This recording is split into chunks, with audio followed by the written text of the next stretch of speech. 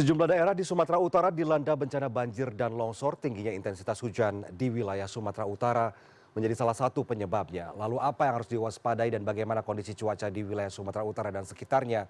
Kita sapa langsung Deputi Bidang Meteorologi BMKG Guswanto. Selamat malam Pak Guswanto.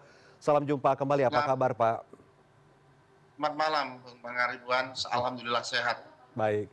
Pak Gus, bagaimana pantauan kondisi cuaca di wilayah Sumatera Utara nih beberapa hari terakhir ya? Karena terjadi bencana banjir dan longsor di beberapa daerah begitu. Betul, Bung. Jadi kalau kita lihat hujan ekstrim itu terjadi hampir di 23, 24, 25 hari ini.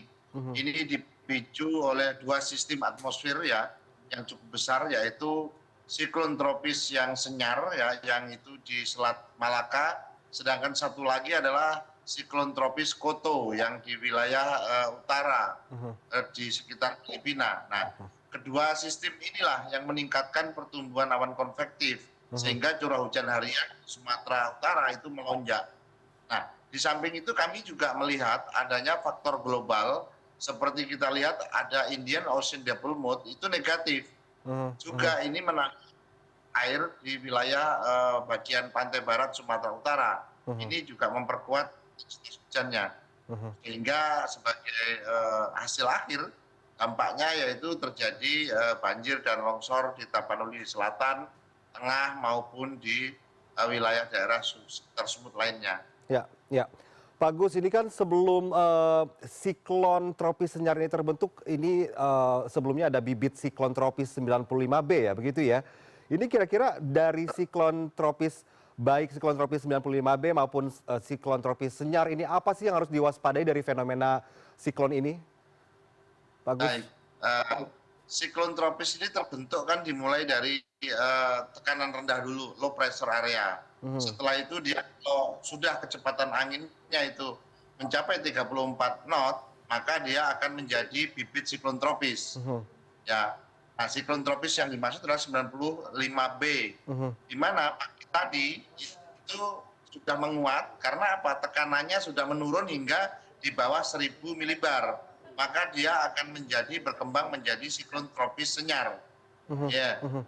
Ya. yang pertama yang terjadi itu adalah yang pertama hujan lebat hingga sangat lebat bahkan ekstrim ya di Mhm. wilayah Aceh, Utara dan Riau serta ada di sebagian Sumatera Barat. Oke. Dan yang kedua, itu angin kencang dengan kecepatan 40 hingga 75 km per jam. Kemudian kita potensinya ini potensi bencana yang muncul adalah potensi bencana hidrometeorologi, misalkan ada banjir, longsor, pohon tumbang, gangguan transportasi, dan ada hal lain yang perlu kita waspadai, yaitu masyarakat yang di dataran tinggi atau rawan longsor atau daerah bantaran sungai ini perlu meningkatkan kesiapsiagaannya. Ya, ya. Demikian. Ya, ini memang luar biasa ya, karena kan biasanya Indonesia ini kan berada di dekat garis ekuator ya, yang secara teori kurang mendukung terbentuknya siklon tropis begitu ya. Jika siklon tropis Senyar ini terjadi, ini berarti di beberapa wilayah, khususnya di Sumatera Utara dan sekitarnya saat ini memang harus masyarakat harus waspada potensi dampak cuaca ya. Ini saya ingin bertanya, untuk wilayah perairan, wilayah mana saja di Sumatera Utara yang harus diwaspadai akibat eh, cuaca ekstrim ini, Pak Gus? Baik, kalau kita lihat Bung Pangaribuan, kenapa tadi ditanyakan bahwa siklon tropis ini jarang terjadi di lintang rendah atau kurang dari 5 derajat lintang utara atau lintang selatan. Dulu tahun 2021 malah 1,5 derajat lintang utara. Nah, Mhm. itu siklon tropis Fame ya, tahun Mhm. 2021. Di 5 derajat lintang utara. Karena hal ini disebabkan oleh adanya amplifikasi dari selokan dingin dari Siberia. Mhm. Siberia ini masuk wilayah kita untuk membawa uap air. Kemudian dampak yang dimunculkan adalah kan monsun yang dibawa ataupun selokan dingin Siberia ini masuk ke wilayah Selat Malaka. Mhm. Sehingga kita melihat ada beberapa dampak ya.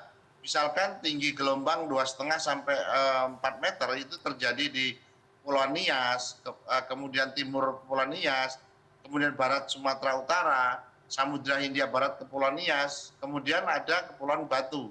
Nah, Kita juga melihat ada gelombang tinggi 4 sampai 6 meter dengan kategori eriroksi, yaitu sekitar wilayah perairan Laut Natuna Utara. Nah, sedangkan yang lebih tinggi lagi yaitu lebih dari 6 meter berpotensi terjadi di Samudra Hindia Barat Sumut akibat kombinasi siklon Senyar ini dan nanti ada serangan ini dari Siberia. Kira-kira itu Baik, yang baik. disampaikan. Baik, ini cuaca memang tidak menentu, kadang bisa saja tiba-tiba cerah, bisa tiba-tiba hujan, tapi yang jelas diperkirakan memang cuaca ekstrim akan terjadi beberapa hari terakhir di wilayah Sumatera dan Sumatera Utara dan Aceh begitu ya Pak Agus. Terima kasih banyak Pak Agus atas waktu Anda berbagi bersama kami di CNN Indonesia Prime News. Selamat malam, sehat selalu Pak Agus. Sehat selalu. Selamat malam.